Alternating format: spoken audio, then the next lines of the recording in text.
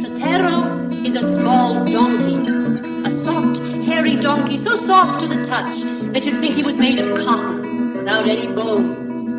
Only the jet mirrors of his eyes are hard, like two black crystal beetles. I turn him loose, he goes to the meadow, and with his nose he gently nibbles, gently caresses the little flowers of rose and blue and gold.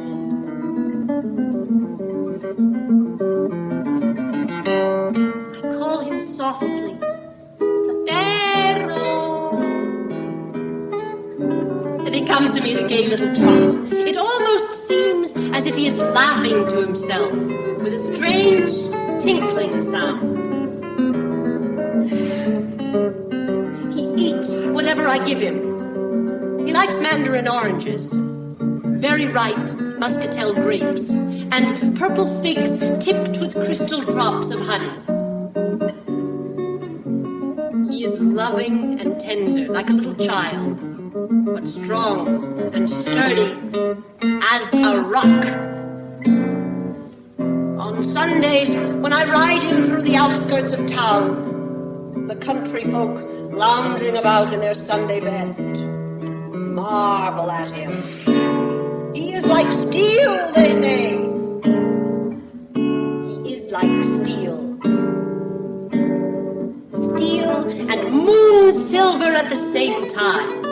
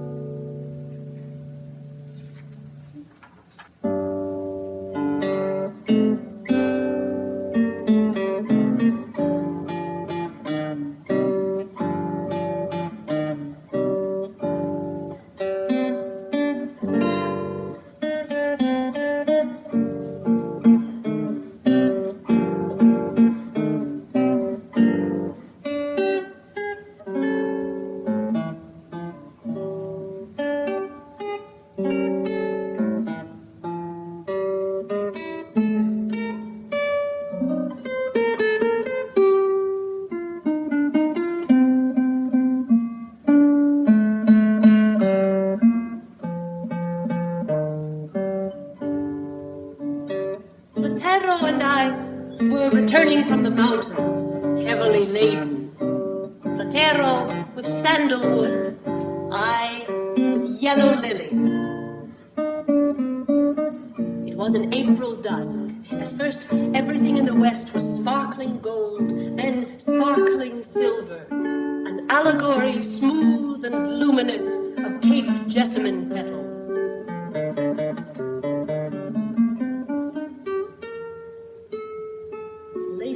The vast sky became transparent sapphire, and then changing into emerald. Sadness held me like a shroud.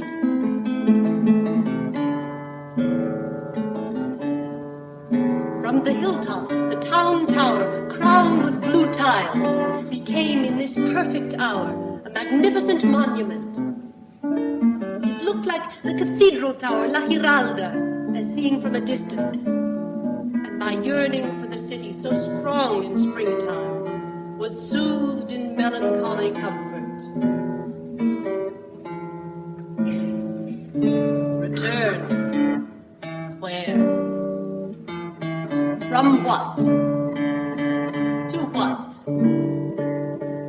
For what? Return. Where? From what?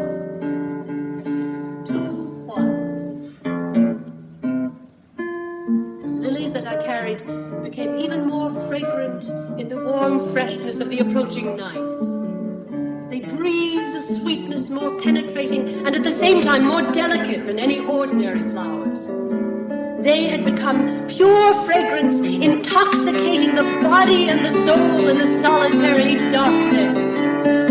Oh, soul of mine, the lily in the shadow.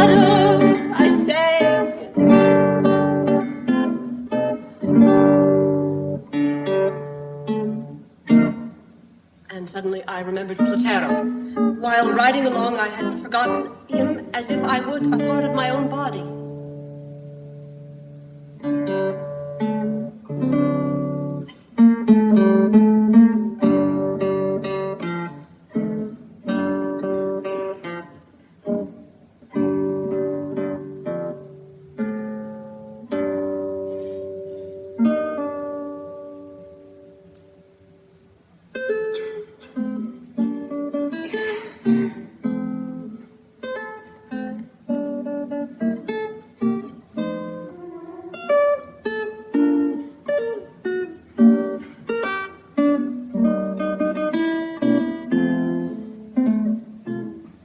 Understand each other well, Platero and I.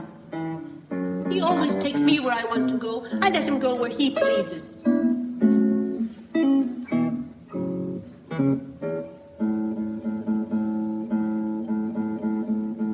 Platero knows that whenever we reach the Corona pine, I like to get close to its trunk and touch it, and then look up at the sky through its enormous branches of fir.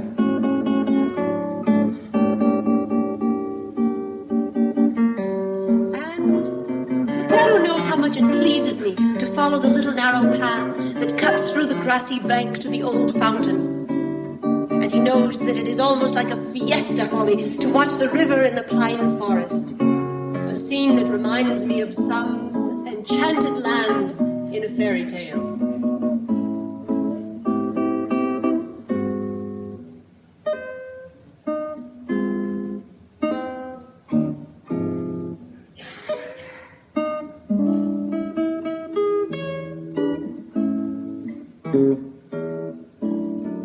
I should drift off to sleep while riding safely on Platero's back. I will awaken to find that he has brought me back to one of these favorite places of mine. I treat Platero as if he were a little child. If the road is too rough or a little too hard for him, I get down to make it easier on him.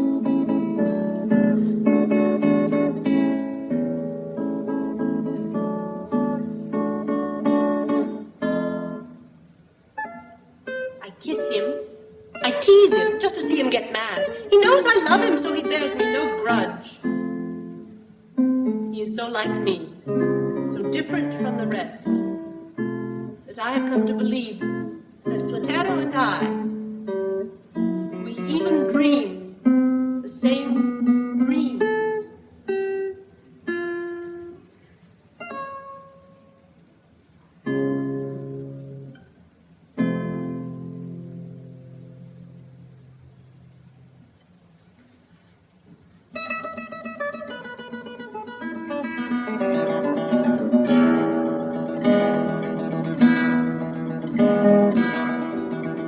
My morning nap is disturbed by the devilish racket of children playing. It puts me in a bad mood. Finally, unable to sleep any longer, I jump up from my bed in despair.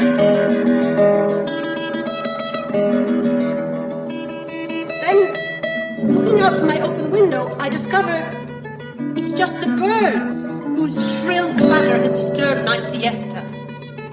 I go out to the garden and sing thanks to the god of the new day.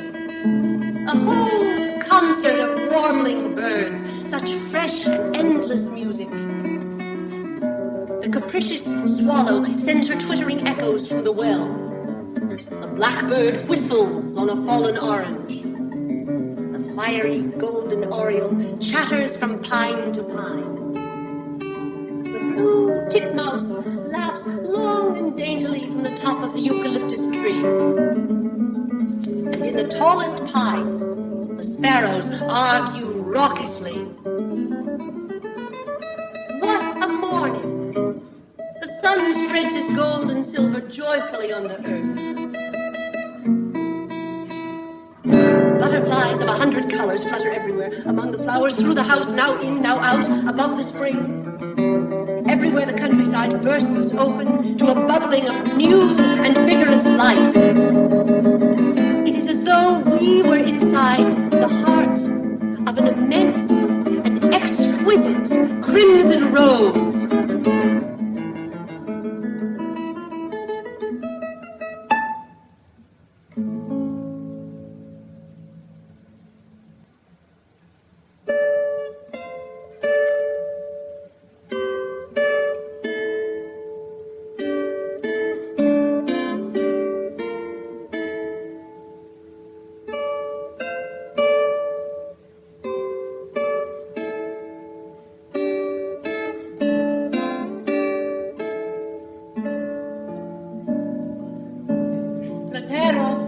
had just drunk 2 bucketfuls of water with stars at the barn well, and he was wandering back to the stable in a reverie among the tall sunflowers.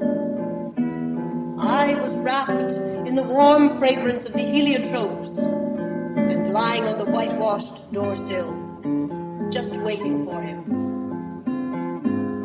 Beyond the tiled roof slept the distant field, still damp with the September dew, giving off a pungent breath of pines. Then, just like a gigantic hen laying a golden egg, a huge black cloud slowly laid the moon upon the hill.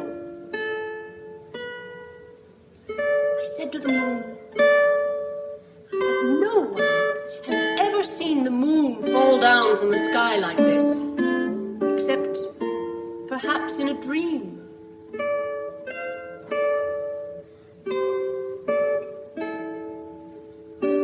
Platero gazed at the moon. Quickly but gently he shook one ear. Then he turned to gaze at me and shook the other.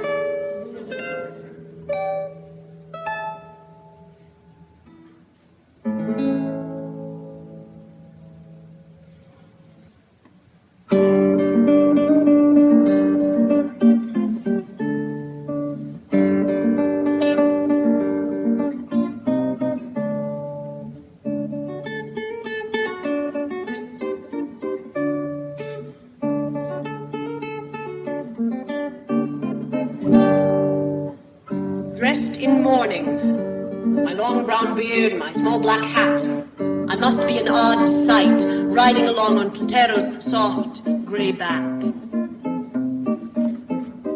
Making my way to the vineyards, I crossed the last alleys, white with lime and sun. There we passed the shaggy-haired gypsy children, with their tanned bellies showing through their rags of green and red and yellow. They come running after us with their long, shrill cries. El loco! El loco! El loco!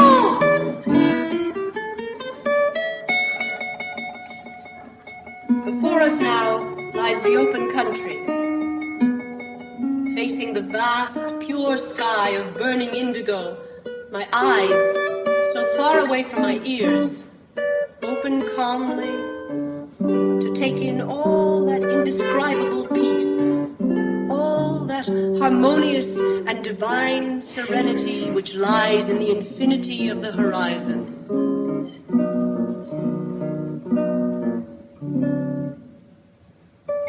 Then, from behind us, over the high harvest fields, come the same sharp cries, slightly muffled, broken off, panting, faint. El loco! El loco!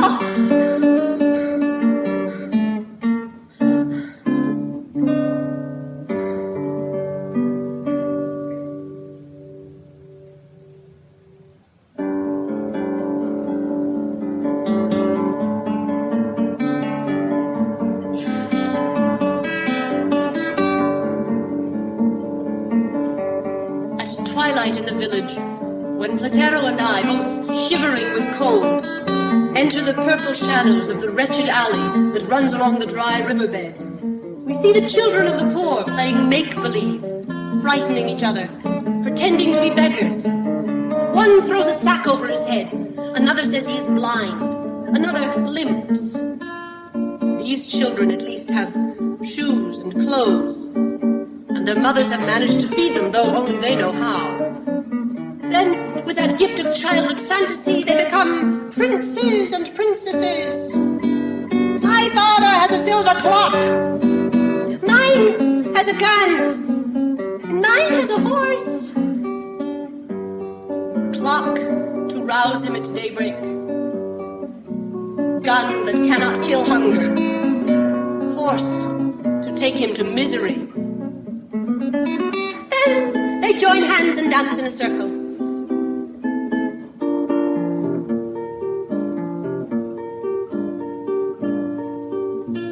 From the darkness comes the fragile voice of a little child, like a thread of liquid crystal in the shadow, singing proudly like a little princess. Yo soy la viudita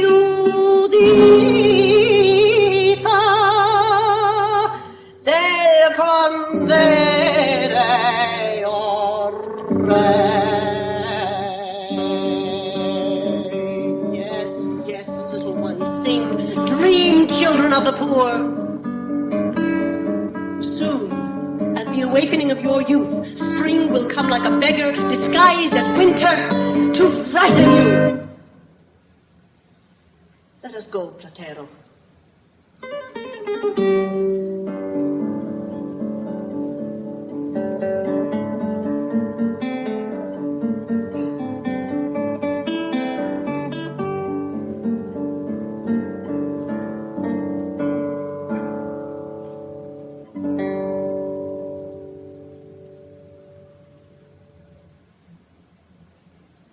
I will always prefer you, Platero, through all my days, to any other friend. I prefer you like a child because you, being you, a child, also a dog, also like Almirante, my horse of the sea marshes, you give me your company and do not remove from me my loneliness. And likewise, you allow me my loneliness without removing your company. I can always tell you everything in my joy and in my pain. And everything is all right with you, Platero. Together, we listen to distant birds, smell the roses, drink from the fountain, remain silent, eat oranges, smile, look at the clouds, roll on the grass. Everything people say is not the proper thing for men to do. And what is extraordinary about it is that it never dawns on them that you, a donkey, you also like these delicate things that I like, and you are not ashamed of it.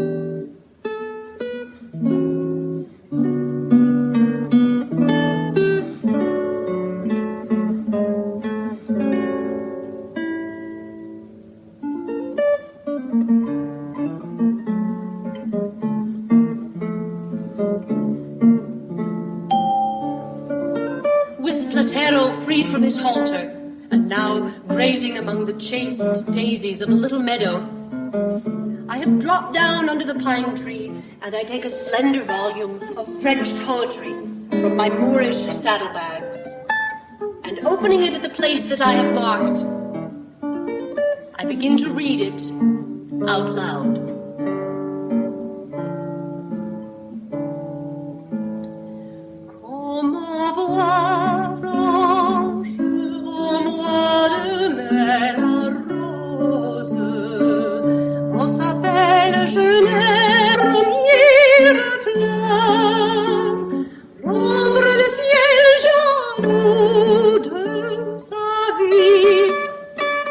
Above me, in the highest branches, a tiny bird hops and chirps, while the sun turns him and the whole green, sighing treetop into gold. With the bird's flutterings and warblings, you can hear the crackling of the seeds that he's eating.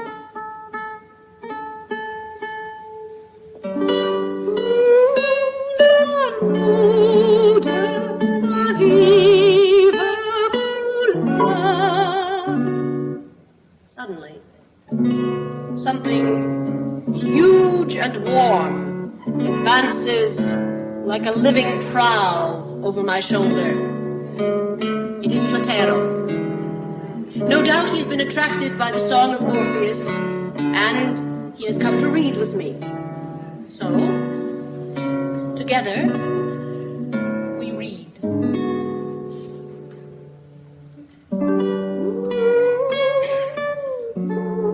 De sa vive couleur, quand l'aube de ses pleurs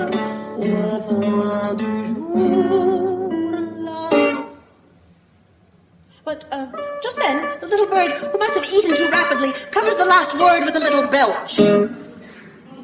Even Ronsard would have forgotten for a moment his sonnet, Quand on songe ma folâtre jacole, and how he must have laughed down in hell.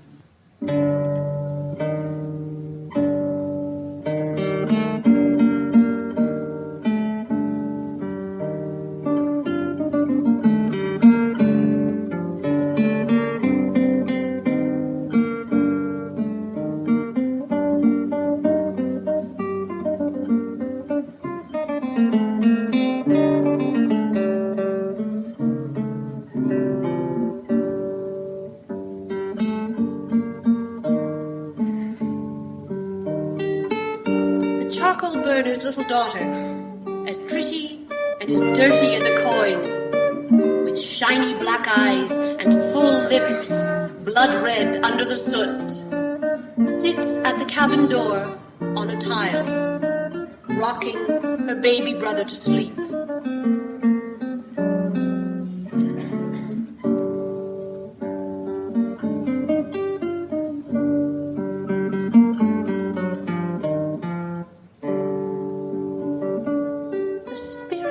Maytime is everywhere, ardent and clear as inner sunlight. In the bright peacefulness, you can hear the pot boiling on the open fire, and the lowing of cattle in the meadow, and the laughter of the sea wind in the tangled branches of the eucalyptus trees.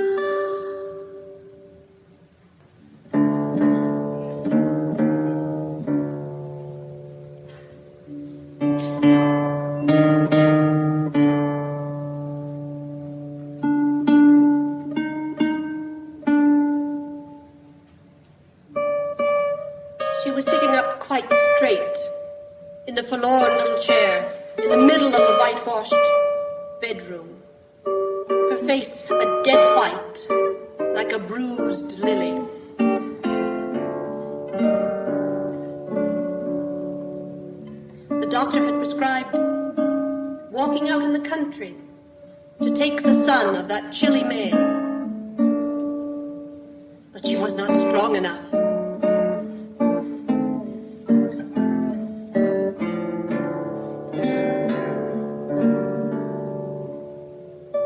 When I get to the bridge, she said, you see, sir, how near it is. I can't breathe. Her little voice trailed off wearily, as a breeze sometimes dies off in summer.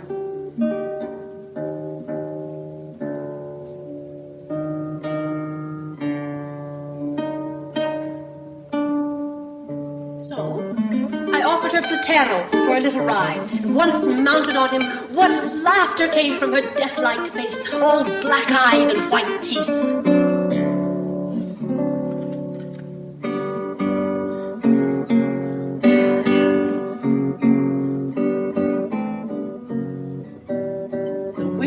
Out to the doorways to watch us go by.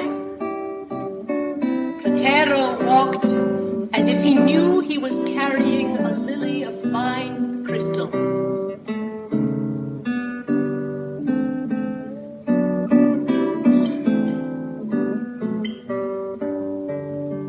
The little girl was dressed in her pure white habit of the Virgin of Montemayor, tied at the waist with a scarlet cord. Became transfigured by fever and hope. And she looked like an angel passing through the town on her way to the southern sky.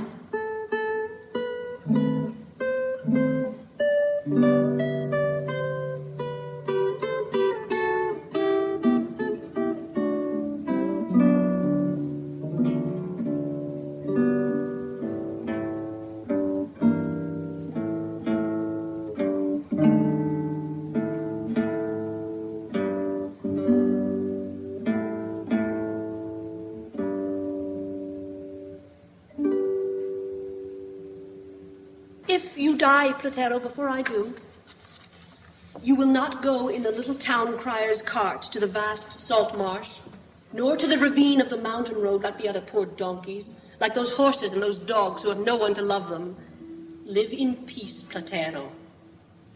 I will bury you at the foot of the great, round pine tree in the orchard at La Pina, which you like so much. You will be part of the joyful and serene life. The boys will play, and the girls will sew in their tiny low chairs at your side. You will know the verses which loneliness brings me. You will hear the girls singing while washing in the orange grove, and the humming of the water wheel will be the joy and freshness of your eternal peace. And all year round, the linnets, the orioles, and the finches will raise for you, in the eternal health of the treetops, a brief roof of music between your tranquil sleep and the infinite sky of constant blue above Moguer.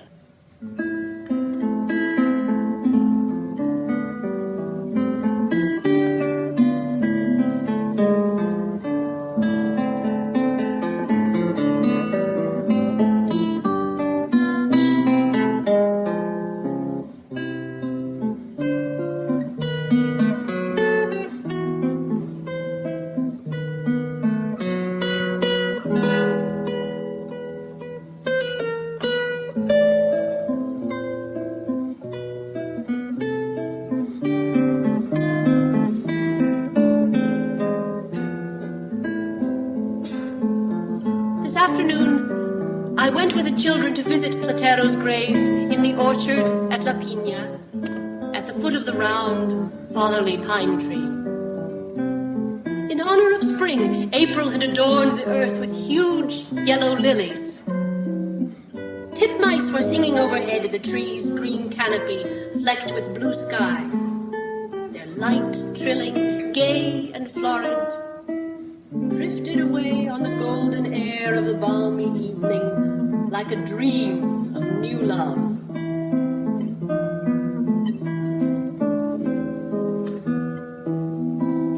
As we drew near, the children suddenly stopped their shouting.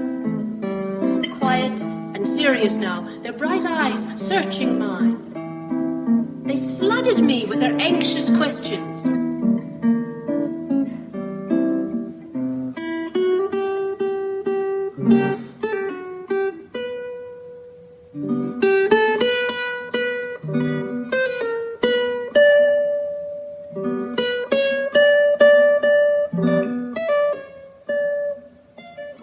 Platero, my friend, I said to the earth, if you are now in a heavenly meadow, as I believe you are, carrying angel children on your hairy back,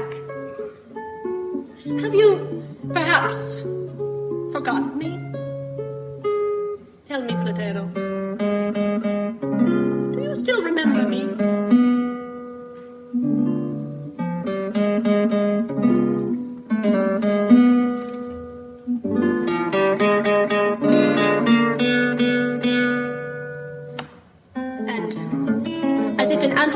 A delicate white butterfly that I hadn't noticed before fluttered like a soul, constantly from lily to lily.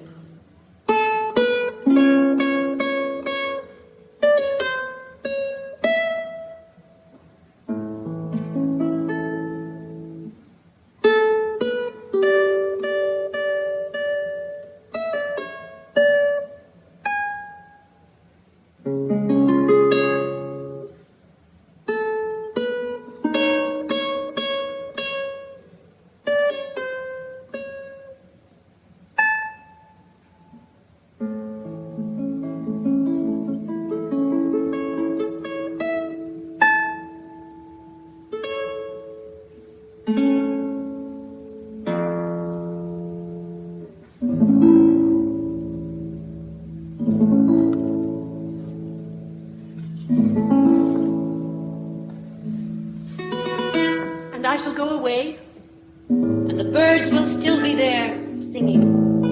And my garden will be there with its green tree and the white well.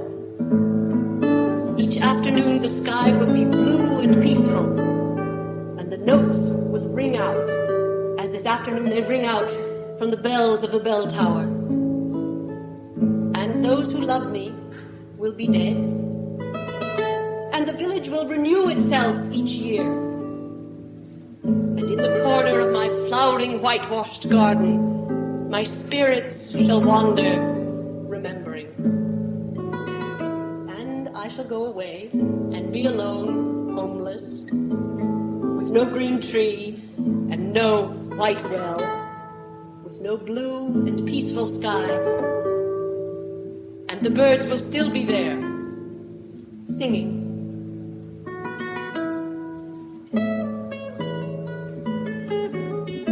Good evening to you, village. I am Juan, your homesick son. Give me with your happy sunshine a kiss full upon my lips.